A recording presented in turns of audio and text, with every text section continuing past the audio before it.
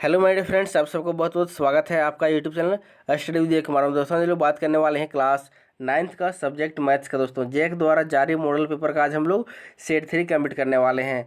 Set 2 तक complete कर चुके हैं।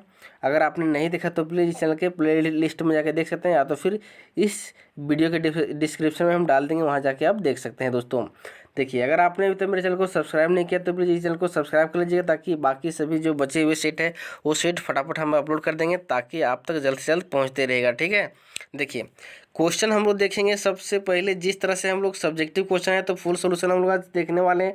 जैसा ही आपको एग्जाम बनाना वैसा ही हम लोग हूबहू बना करके दिखा रहे हैं, ताकि आपको भी कोई दिक्कत नहीं होगा। आराम से 2-3 बार प्रैक्टिस कर लीजिए। ठीक है, देखिए क्वेश्चन नंबर 1 हम लोग देख रहे हैं। स्टार्ट करें सेट 3 का। क्वेश्चन नंबर 1 क्या बोल रहा है? 1 बोल रहा है, क्वेश्चन हम केवल पढ़ के सुना रहे हैं और आंसर यहाँ पर सोल्यूशन किया हुआ है। ठीक है, देखिए क्वेश्चन बोल रहा है कि एक चतुर्भुज के तीनों कोण जो दिया हुआ है 110 डिग्री से, और दिया हुआ है 70 डिग्री, और दूसरा दिया हुआ है 90 डिग्री। ठीक है, तो चौथा कोण निकालना है। तो चौथा कोण क्या होगा? चौथा कोण जो जिसको निकालना है उसको हम लोग एक्स मान लिए हैं। ठीक है, उसके बाद हम लोग जानते हैं कि चतुर्भुज के चारों कोणों का योग 360 डिग्री होता है। उसके बाद सभी कोण को जोड़ दीजिए, उसके बाद 360 लिख दीजिए। उसके बाद यहाँ पर जोड़ने पर क्या 270 डिग्री आता है, प्लस में एक्स डिग्री इक्वल टू 360।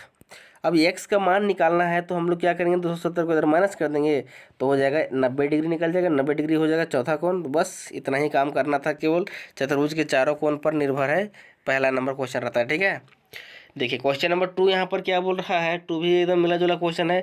2 में कुछ आकृति में कुछ दिया हुआ है फिगर में आने की, और क्वेश्चन में कुछ अलग दिया हुआ है। ठीक है, आकृति बोला है कि आकृति यदि कोण बी ओ सी 60 डिग्री है, यहाँ पर बी ओ सी क्या 140 डिग्री दिया हुआ था उस जो फिगर था उस फिगर में, तो हम फिगर वाला लेकर के ही बनाए हैं। तो 140 डिग्री दिया हुआ है, साथ साथ बी ए सी का मान निकालिए, मतलब ऊपर वाला एंगल का यहाँ का मान निकालना है। ठीक है, तो हम लोग जानते हैं कि इसका आधा होता है, तो आधा निकाल दिए। ये दिया हुआ है, ये निकालना है। क्योंकि हम लोग जानते हैं कि बी ओ सी बराबर होता है 2 बी ए सी होता है, तो ये 2 को इधर भाग दे दिए, तो बी ए सी का मान निकल गया आराम से 70 डिग्री। ठीक है, चलिए अगला में बोल रहा है कि 30 डिग्री का हम लोग को क्या करना है, रचना करना है, बनाना है प्रारंभिक बिंदु पर। ठीक है, तो एक लाइन हम लोग ड्रॉ किए ए बी। अब यहाँ पर बनाने के लिए पहले हम लोग एक फिक्स डिस्टेंस लेते हैं जिस प्रकार के माध्यम से, और उसको एक चाप काटते हैं सेंटर में रख के, ये बिंदु पर रख के। ठीक है, अब इसको हम लोग चाप काटते हैं, तो उसके बाद हम लोग उसी डिस्टेंस से एक चाप ऊपर में काटेंगे, तो यहाँ पर कटता है।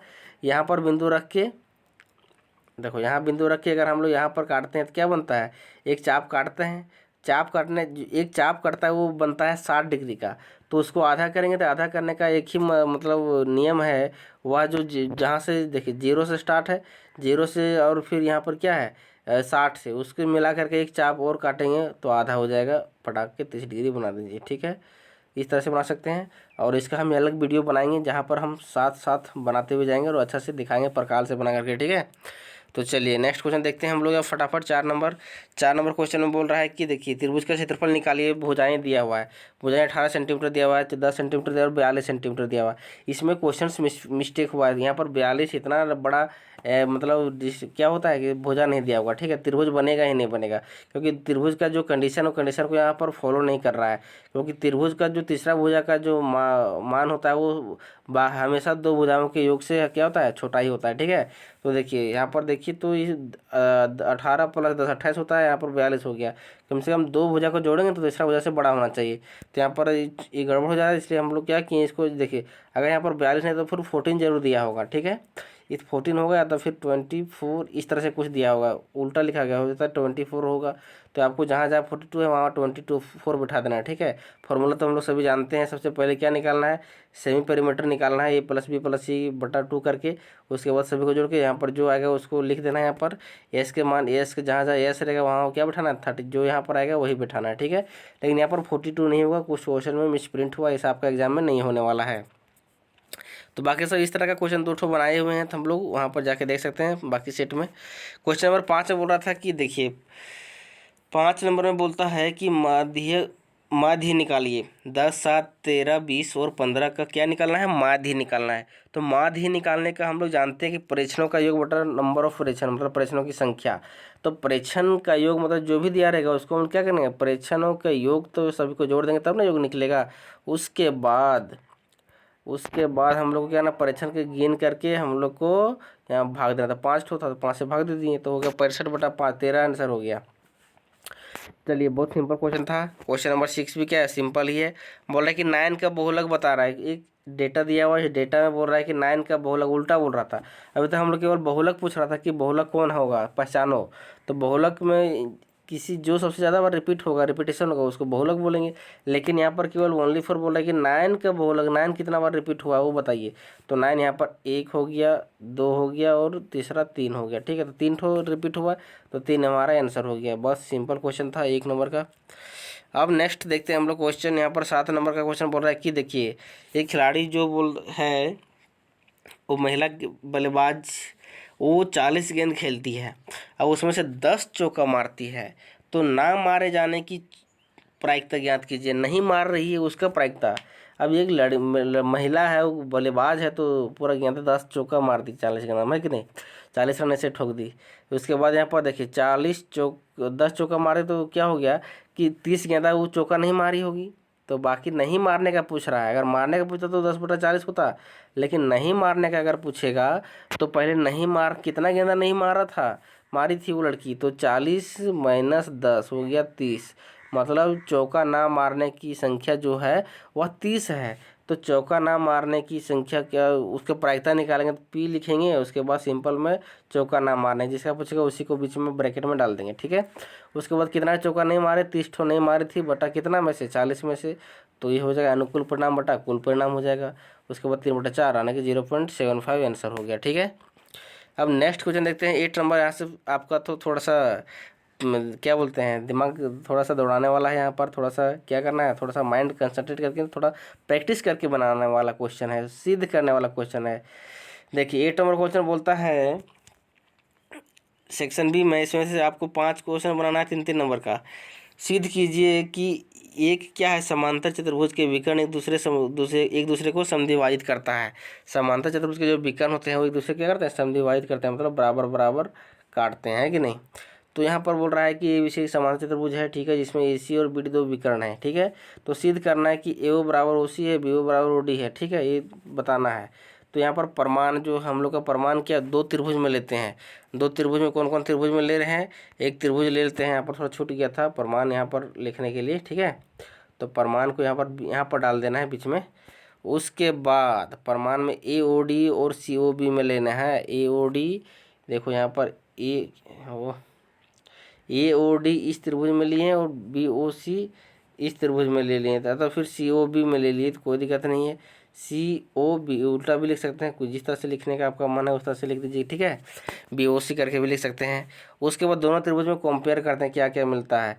तो अगर इस त्रिभुज में देखिए एक ठो एकांतर कोण यहाँ पर मिल गया ए वाला, और नीचे तरफ से देखेंगे तो एक एकांतर कोण यहाँ पर ऊपर तरफ से मिलेगा ए वाला। ठीक है, और एक ठो जो भुजा है आपका, कुछ भुजा मिल रहा है, जो भुजा है वो ए है, और सॉरी कौन है, ये कौन और ये कौन, वो हमारा क्या हो रहा है, समूह शीर्षाभिमुख कोण बन रहा है। लेकिन हमको शीर्षाभिमुख कोण नहीं दिखाना है। अभी हमको क्या बोल रहा है कि ए डी बराबर बी सी, मतलब ए भुजा साइड साइड में, दूसरा क्या है समांतर है, समांतर बराबर होता है।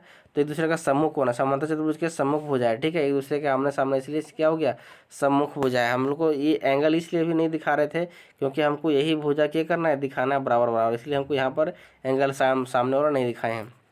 ये बराबर है या नहीं है, तो कैसे हम लोग सम्मुख कोण बता देंगे, पहले हम लोग साइड साइड बता देते हैं। ठीक है, ये साइड बराबर है, ए एंगल बराबर है, ए एंगल बराबर, तो क्या हो गया, एस ये हो गया, 2 एंगल हो गया, एक साइड हो गया। तो ए एस ये सर्वांग समता नियम से प्रमेय से ए ओ डी क्या है, सर्वांग सम हो जाएगा, त्रिभुज सी ओ बी हो जाएगा। ठीक है, अर्थात बी ओ सी।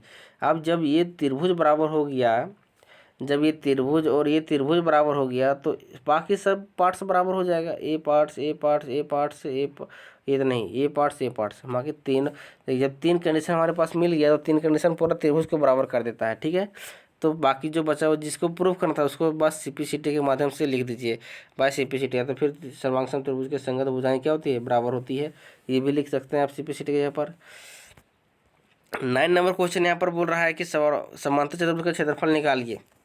9 नंबर बोला कि नीचे दिए आकृति में ABCD के समांतर चतुर्भुज का क्षेत्रफल निकालिए, और साथ ही साथ AE जो परपेंडिकुलर है DC, AE जो है परपेंडिकुलर क्या है, AE DC पर है, CF AD पर है, CF AD पर है। ठीक है, तो AB जो दिया हुआ है 16 सेंटीमीटर, 16 सेंटीमीटर। ठीक है, अब दूसरा दिया हुआ AE 8 सेंटीमीटर, 8 सेंटीमीटर भी लिख दिए हैं यहाँ पर। देखिए AE 8 सेंटीमीटर हो गया, उसके बाद ए ई के बाद हो जाता है C F 10 centimetre, C F 10 centimetre, ठीक है। ए डी का मान ज्ञात कीजिए, यहाँ पर पीछे वाला जो है ए डी, इसका मान ज्ञात करना है। तो सबसे पहले हम लोग को बोल रहा है कि क्षेत्रफल भी निकालिए और साथ साथ ए डी का मान भी निकालिए, दोनों काम करना है इसमें, ठीक है। तो दोनों काम हम लोग करेंगे। चलिए अब यहाँ पर देखिए, यहाँ पर जो हम लोग का फॉर्मूला होता है वो फॉर्मूला क्या होता है, समांतर चतुर्भुज का जो क्षेत्रफल से, देखो यहाँ पर जब हम लोग क्या करते हैं, दो हमारे पास एक इसका जो है खींचा हुआ है शीर्षलम, इस पर खींचा हुआ है और इस भुजा पर अलग शीर्षलम खींचा हुआ है। तो शीर्षलम हम लोग पहले देखेंगे कि दोनों क्या है, कुछ बराबर है या नहीं है, उसके बाद ही हम लोग कुछ काम करेंगे, ठीक है। तो यहाँ पर हम लोग देखेंगे कि दोनों शीर्षलम दोनों का कुछ पार्ट्स मिल रहा है या नहीं मिल रहा है। पहले हम लोग इसका निकालेंगे, क्षेत्रफल निकालेंगे किसी एक समांतर चतुर्भुज का, एक समांतर चतुर्भुज का क्षेत्रफल निकालेंगे जिसमें आधार पहले से क्या होगा, दिया हुआ रहेगा, ठीक है। अब देखिए यहाँ पर समांतर चतुर्भुज का क्षेत्रफल निकालने ऐसे निकालते तो आधार क्या होता है, आधार इंटू शीर्षलम होता है। आधार इंटू शीर्षलम जब होता है तो यहाँ पर देखिए एक सी डी दिया हुआ है, यहाँ पर सी डी क्या पर, यहाँ पर सी डी, ये हमारा हो गया आधार, और दूसरा क्या हो गया, ए ई हो गया, ए ई हमारा लंब है, ठीक है। आधार और लंब होना चाहिए हमारे पास, तभी हम निकाल सकते हैं क्या चीज़, क्षेत्रफल निकाल सकते हैं। अब यहाँ पर ए बी जो गुने ए ई है, तो ये भी जो हमारा है वही तो हमारा ये है, तो हमारे पास ये वाला मिल रहा है लेकिन ये वाला नहीं मिला था। ऊपर में देखिए यहाँ पर ये जो है वही ना समांतर है, तो समांतर दोनों बराबर है, तो ये 16, तो ये नीचे भी 16 होगा। जब नीचे 16 मिल गया मतलब इसका हम इसके माध्यम से हम लोग निकाल सकते थे क्या, क्षेत्रफल निकाल सकते हैं। बाकी क्षेत्रफल के हेल्प से फिर हम क्या निकालेंगे, ए डी निकालेंगे। अब देखिए यहाँ पर जब ये बराबर ये है, यानी कि ए बराबर ये, तो यहाँ पर क्या हो जाएगा, ए भी बैठा देंगे, यहाँ पर ए भी बैठा दिए, इंटू ए ही हो गया। तो फिर डायरेक्ट सी डी के यहाँ पर ही बैठा सकते थे। तो यहाँ पर हो गया 16 गुने 8 128 हो गया। अब इसको निकालने के बाद पुनः हम लोग क्षेत्रफल निकालेंगे। जब क्षेत्रफल निकल गया तो क्षेत्रफल के अब हेल्प से अब इसको आधार लेना है और इसको ऊंचाई लेना है, इसके हेल्प से हम लोग क्या करें, ए डी निकाल सकते हैं। तो जब क्षेत्रफल निकल गया हम लोग को, तो क्षेत्र फिर लिखेंगे समांतर चतुर्भुज का क्षेत्रफल इक्वल टू होता है A D into C F होता है। ए डी एफ कहाँ पर, यहाँ पर ए डी हो गया और सी एफ यहाँ पर, इसका ऊंचाई हो गया, इसका आधार हो गया, ठीक है। कि हमको इसी को निकालना था, इसी तो इसका ऊंचाई लेना पड़ेगा। तो यहाँ पर जब क्षेत्रफल निकल गया है पूरा 128, तो पूरा का एरिया निकल गया है 128। अब यहाँ पर देखिए ए डी जो है वो ए डी निकालना है, बाकी सी एफ का मान दिया हुआ था 10, 10 बैठा दिए, बाकी 10 को इधर भाग दें तो 12.8 निकल गया, तो 12.8 हमारा ए डी हो गया, ठीक है। अब क्वेश्चन नंबर 10 बोलता है यहाँ पर कि 10 फटाफट हम लोग थोड़ा फास्ट चलेंगे। सिद्ध कीजिए कि वृत्त के जीवाओं द्वारा केंद्र पर अंतरित कोण बराबर हो और जीवाओं की लंबाई परस्पर बराबर होती है। ये क्वेश्चन बोल रहा है जीवा मतलब क्या होता है, जीवाओं की जो लंबाई होती है वो एक दूसरे के जो होती है बराबर होती है। जीवा की जो लंबाई वह बराबर है, यानी कि ये जीवा हो गया और ये जीवा, दोनों की जीवा की जो लंबाई है, लेंथ है, वो क्या है, इक्वल है, ये बताना है, ठीक है। देखिए दिया हुआ है कि वृत्त जो सी मतलब कोऑर्डिनेट की बात करता है, 0 हो गया सेंटर और आर हो गया हमारा रेडियस को, तो सी जो इसको सी 0 आर मतलब आर मान लेते हैं, ठीक है। सेंटर वाला में जब हम लोग कोऑर्डिनेट लेते हैं तो क्या होता है, एक सेंटर को बताता है, एक बतलाता है आर रेडियस को, ठीक है। तो 0 2 की जो दो जीवाएँ लिए जो ए बी और पी क्यू है, ए बी है और क्या है, पी क्यू है जीवा। इसी प्रकार से क्या है, सीधे लेना एक कोई एंगल ले लिए ए ओ बी इधर का एंगल बराबर है क्या, पी ओ क्यू का, पी ओ क्यू। जब भुजा इसको दिखाना तो एंगल भी बराबर होगा, है कि नहीं। अब यहाँ पर बोल रहा है कि सिद्ध करना है कि ए बी बराबर पी क्यू है, ए बी बराबर क्या है, पी क्यू है। अब हम लोग एक दोनों त्रिभुज में लेते हैं, ए ओ बी और दूसरा पी ओ क्यू में लेते हैं। दोनों त्रिभुज हमारे पास बन रहा है ना, दोनों त्रिभुज में क्या देखते हैं, कॉमन क्या है, समानताएं क्या है। ओ ए बराबर ओ पी है, तो ओ ए बराबर क्या है, ओ पी। ये भुजा बराबर क्या, और ये भुजा बराबर है, क्योंकि दोनों वृत्त के क्या है, त्रिज्या है, क्या है, वृत्त की त्रिज्या, एक ही वृत्त की त्रिज्या है, इसलिए दोनों का रेडियस आर ही है, ठीक है। अब एक एंगल है, देखिए एंगल अंदर वाला जो है सम्मुख कोण जैसा, वो भी क्या है, वो दिया हुआ क्वेश्चन में ही दिया हुआ है, ए ओ बी बराबर क्या है, पी ओ क्यू का, ए ओ बी जो बराबर है पी ओ क्यू का बराबर है। तो ये दिया हुआ है हमारे पास। तो हमारे पास जब दो भुजा है और एक एंगल है तो क्या हो गया, एस ए एस हो गया। तो एस ए एस सर्वांग प्रमेय से ये क्या हो गया, अच्छा यहाँ पर सर्वांग लिखना छूट गया है एस, तो यहाँ पर सर्वांग भी लिख सकते हैं, यहाँ पर त्रिभुज प्रमेय से त्रिभुज ए ओ बी सर्वांगसम हो जाएगा त्रिभुज पी ओ क्यू हो गया। ठीक है, इतना लिख सकते हैं। उसके बाद हम लोग को डालना है यहाँ पर ए बी बराबर P Q C P C T से। ठीक है, चलिए हम लोग देखते हैं नेक्स्ट क्वेश्चन देखते हैं। 11 नंबर बोल रहा है, 11 बोलता है कि एंगल दिया हुआ है कि ए बी सी 69 डिग्री और आकृति में, और एंगल ए सी बी दिया हुआ 31 डिग्री। तो बी डी सी का मान ज्ञात कीजिए। बी डी सी का मान, तो बी डी सी इसका एंगल पूछ रहा है। ये पूरा का एंगल दिया हुआ है 69 डिग्री, और इधर छोटा वाला जो एंगल है उसको दिया हुआ है 31 डिग्री, और जो ऊपर में बी डी सी मतलब ऊपर जो एंगल है उसका मान ज्ञात करना है।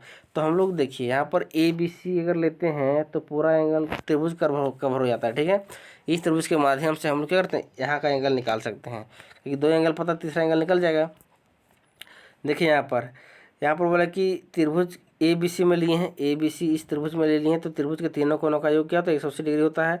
तो A B C plus A C B plus B A C बराबर 180 डिग्री हो गया। अब यहाँ पर देखिए इधर ए बी सी का जो मान है, बी का मान है यहाँ पर 69 डिग्री है, सी का मान 31 डिग्री है, तो बी ए सी का मान यहाँ पर निकालना आते क्या हो जाएगा, इसको माइनस करते उधर 100 तो हो जाएगा 80 डिग्री। क्या हो जाएगा इसका 80 डिग्री हो जाएगा। ठीक है, जब देखिए 80 डिग्री हो जाएगा तो यहाँ पर बोल रहा है कि बी ए सी बराबर बी डी सी होता है। बी ए सी बराबर क्या होता है, बी डी सी होता है। ठीक है, ये जितना भी आप एंगल बनाए यहाँ पर सभी का एंगल क्या होगा, एक ही तरह का एंगल बनता है। ठीक है, तो इसलिए यहाँ पर हो जाएगा बी ए सी बराबर क्या हो जाएगा, बी डी सी हो जाएगा। तो दोनों एंगल बराबर, चूँकि बी ए सी बराबर बी डी सी है इसलिए बी डी सी बराबर 80 डिग्री हो जाएगा। यहाँ पर क्या हो जाएगा मान 80 डिग्री हो जाएगा। ठीक है, तो इस तरह से आपका जो भी एंगल रहेगा सभी का मान 80 डिग्री निकलते रहेगा। यहाँ पर भी 80 डिग्री है। देखिए यहाँ का एंगल पहले निकाल लिए, उसके बाद यहाँ का एंगल निकाल लिया। अगर एक और रहता है यहाँ पर तो उसका भी मान उतना ही निकलता। ठीक है, चलिए अब नेक्स्ट क्वेश्चन देखते हैं। 12 नंबर में क्या दिया हुआ है, दिया हुआ है यहाँ पर कि एक कबड्डी टीम द्वारा एक श्रृंखला में बनाए गए अंक प्रदान है। एक कबड्डी टीम मैच में मतलब जो नंबर लाती है वो ये है, 17 है, 2 है, 7 है, 27 है, 5, 15, 5, 14, 8, 10, 24, 48, 10, 8, 7, 18, 28 है। तो इसको सबसे पहले हम लोग आरोही क्रम में सजा लेते हैं। तो आरोही क्रम में माध्यक जब भी बोलेगा तो आरोही क्रम में आपको मस्ट सजाने के लिए। ठीक है, तो आपको सजाना ही पड़ेगा। तो आरोही क्रम में सजाने के बाद हम लोग संख्या गिनते हैं कितना नंबर आता है, उसी के अनुसार से हम लोग फॉर्मूला बैठाते हैं माध्यक का। तो सभी को गिनने पर हमारे पास आता है 16 आता है। तो 16 हमारा सम है, तो सम वाला फॉर्मूला लगाएंगे। तो माध्यक जो होता है सम का होता है n/2 वहाँ पद प्लस n/2 प्लस 1वां पद होता है। ठीक है, बटा में 2 देने नहीं भूलिएगा, ये 2 जो है n/2 अलग है। ठीक है, अब नेक्स्ट हम देखते हैं कि n का मान 16 था, तो 16/2 वहाँ पद प्लस 16/2 वहाँ प्लस 1 पद। ठीक है, तो यहाँ पर 8 दूना 16 8वां हो जाएगा, प्लस 8 प्लस 1 9वां पद हो जाएगा। मतलब सम रहेगा तो दोनों 2 ठो मध्य आएगा। ठीक है, तो दोनों मध्य के बीच में फिर मध्य निकालना है। 8 प्लस 8वां 9वां दोनों मिल गया। तो दोनों का पद हम लोग देखते हैं कि 10 नंबर 8 नंबर पे कौन है और 9 नंबर पे कौन है। तो 8 नंबर पे देखिए यहाँ पर आराम से 8 नंबर पे गिनिए। यहाँ पर नीचे आरोही क्रम वाला में 1 2 3 4 5 6 7 8 9 मतलब 10 और 14 है, दोनों मिल रहा है। तो यहाँ पर 10 बैठाइए और 14 दोनों जोड़ दिए, फिर 2 से भाग दे दीजिए। 24/2 14 12 हो गया, 12 हो जाएगा हमारा आंसर हो जाएगा। ठीक है, अब नेक्स्ट क्वेश्चन देखते हैं हम लोग। यहाँ पर बोले 13 नंबर क्वेश्चन प्रायिकता से पूछा है। प्रायिकता में एक देखिए गेहूं के आटे के 11 बोरे हैं। कितने बोरे हैं, 11 बोरे हैं गेहूं के आटे का। सबका मान यहाँ पर भार दिया हुआ है। पहला जो है 4.97 kg है, 5.05 kg है, 5.08 kg है, अगला है 5.03 kg, अगला है 5.00 kg, अगला है 5.06, 5.08, 4.98, 5.04 और 5.07 और अगला है फिर 5.00। इतना सारा 11 बोरी है। ठीक है, अब इसमें पूछा है कि प्रायिकता निकालना किसको निकालना है, तो उसमें से एक अदृश्य निकाल दिया जाए। मतलब एक जो है मान लीजिए कहीं कोई दुकान है उसमें भर रखा हुआ है इतना 11 बोरा, तो उसमें हम लोग जब निकालने कोई आटा निकालता है तो वहाँ तोल तो निकलता है, फटाफट अचानक एक तो उठा देता है कि नहीं, क्या पैकिंग रहता है। तो एक उठा लिया, वो जो बैग उठाया उसमें जो आटा भरा हुआ था 5 kg से अधिक भरा हुआ था, तो बढ़िया है, वो फ़ायदा हो गया है कि नहीं। 5 केजी से अधिक भरा हुआ था। तो यहाँ पर है देखिए 5 केजी से एक ही थोड़ा ना है, वहाँ पर बोरा था 5 जिसमें 5 केजी से अधिक भरा हुआ था। उसमें एक देखिए, एक यहाँ पर भी है, एक यहाँ पर भी है, 2 हो गया, 3 हो गया और 4 हो गया, 5 हो गया, 6 हो गया, 7 हो गया। 7 ऐसा बोरी है जिसमें कहा है 5 से अधिक आटा भरा हुआ है, 5 से अधिक बोला है, ठीक है। तो 5 से अधिक बोरी भरने वाला 7 बोरी था, उसी में कोई उठाया होगा, इसलिए 7 टोटल हो गया। कि जिस बोरी की बात होगा वो देखें वो कितना है, तो 7 है, तो टोटल कितना नीचे 11 है, तो हो गया 7/11। मतलब नीचे टोटल लिखते हैं, ऊपर में जितना का पूछा है उतना लिख देते हैं, 7/11 हो गया आंसर, ठीक है। अब 14 नंबर देखते हैं कि कुल परिणाम दिया हुआ है, सब प्रायिकता भी है। कुल परिणाम दिया, देखिए एक 3 सिक्के को एक साथ उछाला जाता है, तो उसमें से परिणाम जो आता है 200 बार उछालने पर परिणाम क्या क्या आता है। सो देखिए परिणाम जो आया है 3 चित आने की 23 बार आया है, दोहराया है 3 चित आया है, और 72 बार आया है 2 चित वाला, 1 चित वाला 77 बार, 0 चित वाला 28 बार आया है, ठीक है। अब यहाँ पर क्वेश्चन जिस तरह से पूछेगा इस तरह से जब भी ब्रैकेट में बनाया हुआ मिलेगा तो आपको बहुत ही सहूलियत हो जाएगा आंसर देने में। पहले पूछा है कि 3 चित वाला प्रायिकता निकालिए, कि वह प्रायिकता निकालिए जिसमें 3 चित आया हो। तो 3 चित आया हो वो कितना बार आया था, 23 बार आया था, तो 23/200, 200 हो जाएगा है कि नहीं, 23/200, तो 200 बार उछाला गया था। तो 23/200 कर कट रहा है तो काटिए, नहीं काट रहा तो यहीं पर आंसर मार दीजिए। नीचे का कि टोटल लिखा था, ऊपर में जितना पूछ रहा है उतना। 3 चित कितना बार आया, 23 बार। अगर 2 चित वाला बोला तो 72 लिखेंगे, 72/200। अब यहाँ पर देखिए कोई चित नहीं आने वाला, मतलब एको चित नहीं आया, ठीक है। तो एको चित नहीं, मतलब 0 चित आया हो, तो 28/200 आया। तो 28/200 को अगर काटेंगे 14×28 और 100×200, तो अब यहाँ पर देखिए तो जब 100 नीचे हो जाएगा तो 0 पॉइंट उठा दीजिए फटाक के, तो 0.14 हो जाएगा आंसर। इस तरह से आपको क्या करना है, सॉल्व कर देना, ठीक है। 15 नंबर क्वेश्चन फिर आगे प्रूफ करने वाला है, यहीं पर माथा पच्ची करता है कि नहीं। तो यहाँ पर 15 नंबर जो क्वेश्चन है वो बोल रहा है सिद्ध कीजिए कि त्रिभुज की 2 भुजाओं के मध्य बिंदुओं को मिलाने वाला रेखाखंड तीसरी भुजा के समांतर होती है। देखिए यहाँ पर 2 भुजा ABC एक त्रिभुज है, इसको थोड़ा सा 2-3 बार प्रैक्टिस भी कर लेना है, जिसमें E और F क्रमशः भुजा क्या कहते हैं, AB और AC को मध्य बिंदु का मध्य बिंदु है, AB और AC का मध्य बिंदु है ना E और F।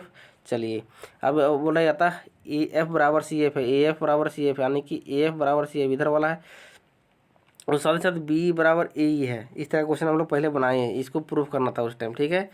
अब देखते हैं हम लोग क्या बोल रहा है कि सिद्ध करना है कि EF समांतर BC है, EF समांतर EF समांतर BC है, ठीक है। थोड़ा सा परेशानी तो हो रही है मौसम के कारण। चलिए रचना यहाँ पर देखिए, रचना बोल रहा है कि एक रचना हम लोग खींचे CD समांतर B है, CD समांतर देखिए यहाँ पर CD के समांतर क्या खींचे, BA कहाँ पर B, अच्छा सॉरी उल्टा लिखा गया है। चलिए BA के समांतर CD इधर रचना खींचे, ठीक है, कोई दिक्कत नहीं, उल्टा भी चलेगा। रचना खींच दिए, उसके बाद हम लोग 2 त्रिभुज लेते हैं, त्रिभुज AEF में ऊपर वाला त्रिभुज में लेते हैं, दूसरा त्रिभुज यहाँ पर हम लोग को मिल रहा है कि नहीं। दोनों त्रिभुज में देखते हैं क्या क्या सर्वांगसम है।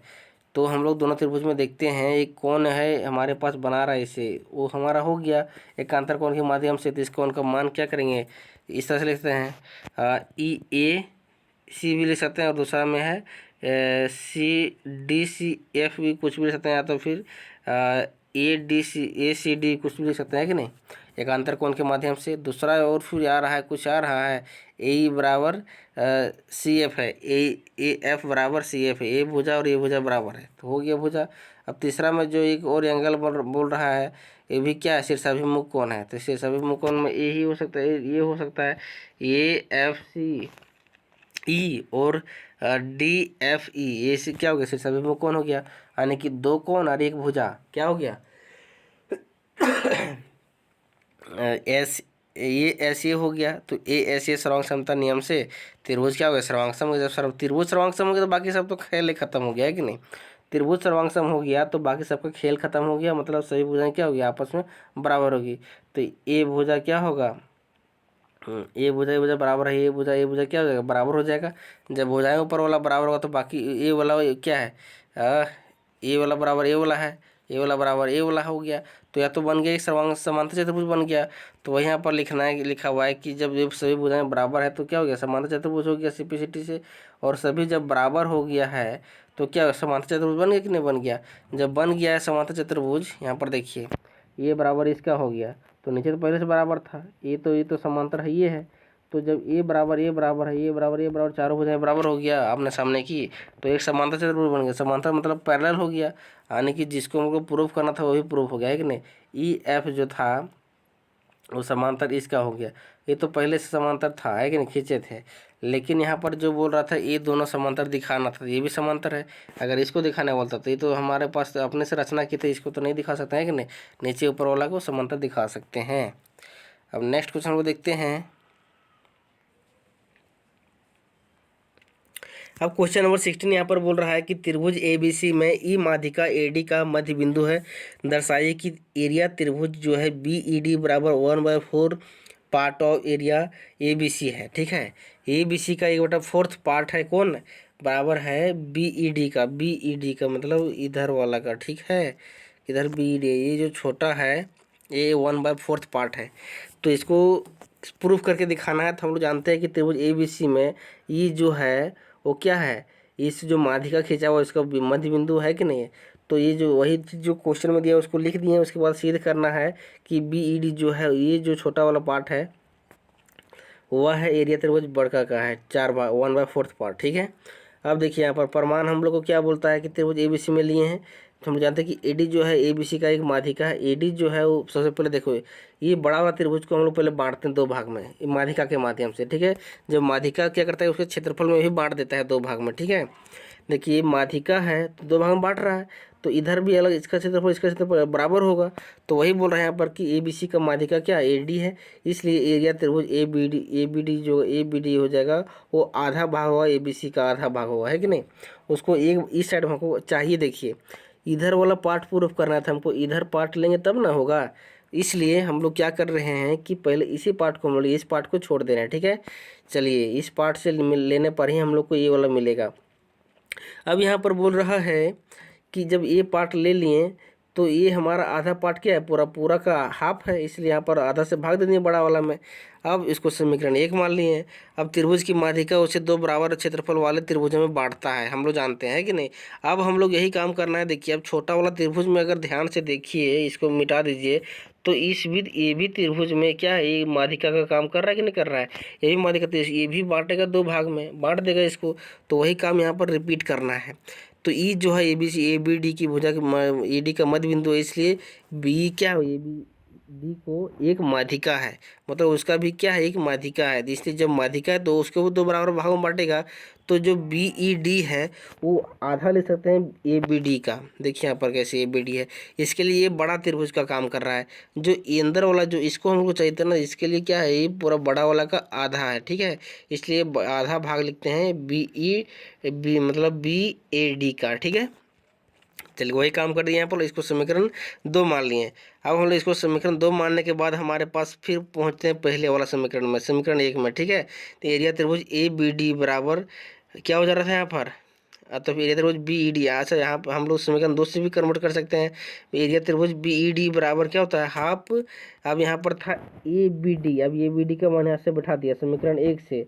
एरिया त्रिभुज ABD में क्या कर रहा है कि इसको पूरा बैठा दीजिए, इसका पूरा मान बैठा दीजिए ABD की जगह पर। ठीक है, अब देखिए यहाँ पर ABD कहाँ पर है, ABD यहाँ पर है, देखिए यहाँ है ना, उसके जगह पर बैठा दीजिए। लेकिन ये हाफ तो रहेगा ही रहेगा, तो हाफ गुने हाफ एरिया त्रिभुज ABC बन गया। ठीक है, इसलिए तो हमारा क्या होता है, एरिया त्रिभुज BED बराबर 1/4 पार्ट ऑफ एरिया त्रिभुज ABC। ठीक है, इस तरह से प्रूव करना है। अगला क्वेश्चन 18 नंबर बोलता है कि यहाँ पर एक त्रिभुज का रेशियो दिया हुआ है इतना 12:17:25 में, और उसका परिमाप दिया हुआ है 540, और साथ ही साथ उसका पूछ रहा है कि क्षेत्रफल निकालिए। क्या निकालिए, त्रिभुज का क्षेत्रफल। तो हम लोग हिरोन सूत्र के माध्यम से निकालेंगे। त्रिभुज का परिमाप दिया हुआ है 540। ठीक है, इधर से दिया हुआ है, तो कोई भी त्रिभुज साइड दिया हुआ है, उसमें एंगल उंगल कुछ नहीं दिया हुआ है। ठीक है, तो जो अलग फार्मूला लगाएंगे तो हम लोग यहाँ पर हिरोन सूत्र ही लगा सकते हैं।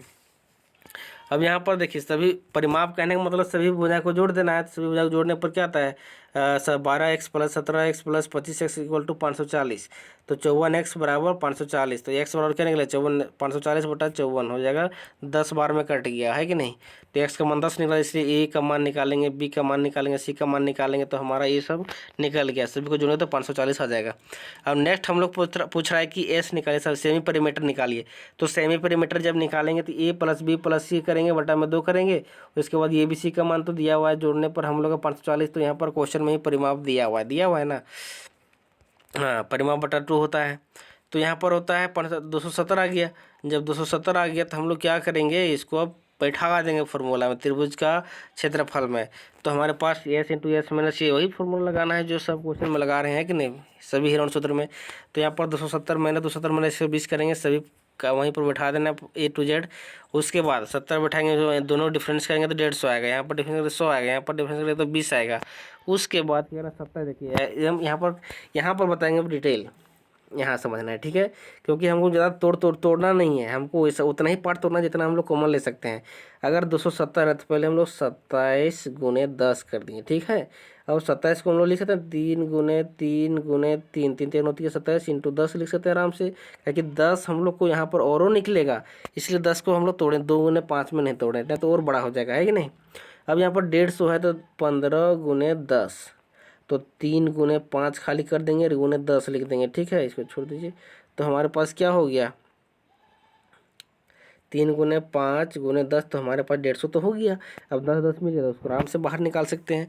इसी तरह से आपको निकालना है। बाकी जो बच गया उसको रूट अंडर डालिए, तब तोड़िए उसको, कि यहाँ पर 2 बचा, 5 बचा और 1 10 बचा हुआ था।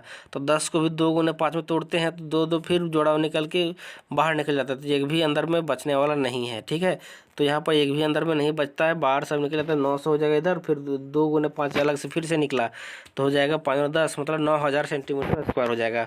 अब नेक्स्ट क्वेश्चन हम लोग देखते हैं। 19 नंबर बोल रहा है कि 12 मर्तबा बटन सारणी बनाना है। उसमें से एक दिया हुआ है आपका, क्या दिया हुआ है, वर्ग, मतलब बहुत सारा आंकड़ा दिया होगा। उस आंकड़े से आपको क्या करना है, पहले देखना है ध्यान से, और देखने के बाद आपको क्या करना है कि जितना सारा आपको वर्ग अंतराल दिया रहेगा वहाँ पर क्वेश्चन में बनाने बोलेगा, उतना का वर्ग अंतराल आपको तैयार करना था। यहाँ पर लिखा हुआ है कि 30 से 40, 40 से 50 से आदमी, मतलब इस तरह से बढ़ाते जाना है, जहाँ तक आपका आंकड़ा छू रहा होगा, टच कर रहा होगा, वहाँ तक आपको जाना है। तो देखिए हाईएस्ट 110 तक गया था, 110 तक आपको बढ़ना ही है। तो यहाँ पर हम लोग पूरा बढ़े हैं, 110 तक गए हैं, ठीक है। 110 से 120 के बीच में एक ठो आ रहा था, तो टोटल 31 है। तो 30 से 40 के बीच में 3 ठो आया था, लाइज किया था, मतलब 40 तक है, लेकिन 39 तक लेना है यहाँ पर, ठीक है। उसके बाद 3 ठो 3 1 2 3 लिखेंगे। अब यहाँ पर 6 था तो 5 तक ऐसे कटता है, तो उसके बाद एक ठो और बढ़ा दें, 6 हो गया। अब यहाँ 3 था, 3 लिखेंगे, 5 6 है, तो यहाँ पर भी 6 आया, इसका भी 2 आया, तो 2 सभी तरह से जो आया। हो सकता है कि मिस्टेक हो सकता था, आपको आराम से बढ़िया से मिला के अपने से लिखना है इसको, ठीक है। अब क्वेश्चन नंबर 17 में थोड़ा समझना है। 17 में बोल रहा है कि BC दिया हुआ 8 सेंटीमीटर, एक कोण भी दिया हुआ 45 डिग्री, और AB माइनस AC का मतलब मान जो है, दो साइड को हटाएंगे तो 3.5 आना चाहिए। तो इसको हम लोग थोड़ा सा हिंट दे देते हैं, केवल आपको बनाना, जैसे जैसे हम बोलेंगे वैसे आपको कार्य करना आराम से बन जाएगा, ठीक है। देखिए BC 8 सेंटीमीटर है, तो BC खींच दीजिए इस तरह से, एक लाइन खींच दीजिए, 8 सेंटीमीटर का हो गया। अब B पर बनाना है 45 डिग्री, तो B पर देखिए, यहाँ पर B है तो यहाँ पर 45 डिग्री बना सकते हैं। कैसे बनाएंगे इसको देखिए, पहले एक चाप, पहले प्रकार में डिस्टेंस ले लीजिए, 2 3 4 सेंटीमीटर का जितना भी लेना ले लीजिए। उसके बाद यहाँ पर B पर रखिए पॉइंट, जैसे जब रखने पर वैसे काम करना है आपको, ठीक है। B पर रखिए पॉइंट यहाँ पर। उसके बाद यहाँ से आप क्या, कि जितना आपका दूर जाता होगा उससे यहाँ पर पूरा गोला घुराइए, एकदम एकदम यहाँ पर घसकना नहीं चाहिए, यहाँ पर एकदम कांस्टेंट रहना चाहिए, ठीक है। उसके बाद आपको क्या करना है, 45 का बनाना है ना, तो हमको 90 का बनाना पड़ जाएगा, तभी ना 45 कर पाएंगे। तो यहाँ पर पहले क्या कीजिएगा, इधर एक काटेगा 60 हो जाएगा यहाँ से। उसके बाद फिर यहाँ से फिर आपको बढ़ना है आगे, यहाँ से बढ़िएगा, ठीक है। उसके बाद यहाँ बढ़े तो हो जाएगा 120। अब 120 एक बार रखिए, हाँ, तो मतलब वहाँ पर नोक को, सुई का नोक को, और यहाँ पर ऐसे काटिए। फिर यहाँ पर रखिए 60 वाला में, फिर यहाँ से इसे काटिए ऐसे, फिर इसे खींचिएगा तो आपको मिलेगा 90 डिग्री का, ठीक है। हमको चाहिए 45, तो यहाँ पर 90 मिले तो उसको आधा कर सकते हैं। तो यहाँ पर देखिए, यहाँ पर एक पॉइंट है और एक पॉइंट 0 वाला है, यहाँ से भी काटेंगे, ऐसे कटेगा तो आपको ऐसे मिलेगा एक 45 डिग्री का, ठीक है। यहाँ पर जहाँ कटेगा उसके बाद 45 यहाँ पर अब बना हुआ है। अब आपको क्या करना है, इसका तो काम नहीं था, लेकिन हमको 45 के लिए इसको बनाना पड़ गया। अब हम लोग को देखिए, क्या करना है कि देखिए 3.5 है दोनों का डिफरेंस। 3.5 आप देखिए कि अपने चाप ले लीजिए प्रकाल के माध्यम से 3.5 जितना होगा नाप लीजिए। उसके बाद आपको काटना है इस जगह पर। कहाँ काटना है सो देखिए यहाँ पर पहले बी पॉइंट से आप 3.5, तो यहाँ पर कुछ साम नहीं कटेगा, ज़्यादा दूर नहीं जाएगा। यहाँ पर ऐसे काट दीजिए। काटने के बाद उसको डी मानिए, क्या मानिए, दूसरा पॉइंट निकल रहा है, डी निकल रहा है। अब वहाँ से आपको क्या करना है, इसको मिलाना है इधर लास्ट वाला पॉइंट से, यहाँ मिला दीजिए तो मिल गया। क्योंकि इसको खींचेंगे और इसको दो भाग में बांटेंगे इस लाइन को। जो डीसी है, अब डीसी को हम लोग क्या करना है, दो भाग में बांटेंगे। तो आधा से देखिए अब हम लोग को क्या करना, प्रकाल का फिर साइज चेंज करना है। अब साइज किस तरह चेंज करेंगे तो आपको अलग कलर से दिखाता हूँ। अब यहाँ से यहाँ पर रखिए और आधा से ज़्यादा तक लीजिए यहाँ पर, ठीक है। आधा ज़्यादा इस लाइन का आधा से ज़्यादा तक लीजिए, मतलब आपको प्रकाल को फैलाना है। और फिर एक ऐसे काटिए, एक नीचे तरफ कटेगा। फिर यहाँ से आपको पॉइंट रखना है और यहाँ से ऐसे काटिए और ऐसे कटेगा, ठीक है। तो ये इसको ऐसे से खींचते जाना है, खींचते खींचते खींचते इस लाइन को कहीं ना कहीं टच कर देगा। जो ये लाइन है उसको कहीं ना कहीं टच करेगा, यहाँ पर टच करेगा। वहाँ से लेकर के फिर आपको यहाँ पर मिला देना है ऐसे। तो फाइनली वो आपका रिजल्ट तैयार हो गया, ठीक है। देखिए इतना काम करना है आपको बस। अब स्टेप बाय स्टेप काम करते जाइएगा। फिर नहीं समझ में आता है फिर हम इस सभी रचना को एक अलग वीडियो में तीनों सेट कर डाल देंगे, ठीक है। बना करके वहाँ तो ज़रूर समझ में आएगा, लेकिन यहाँ पर भी ज़रूर एक बार प्रयास करना है। चलिए फिर मिलते हैं नए वीडियो में।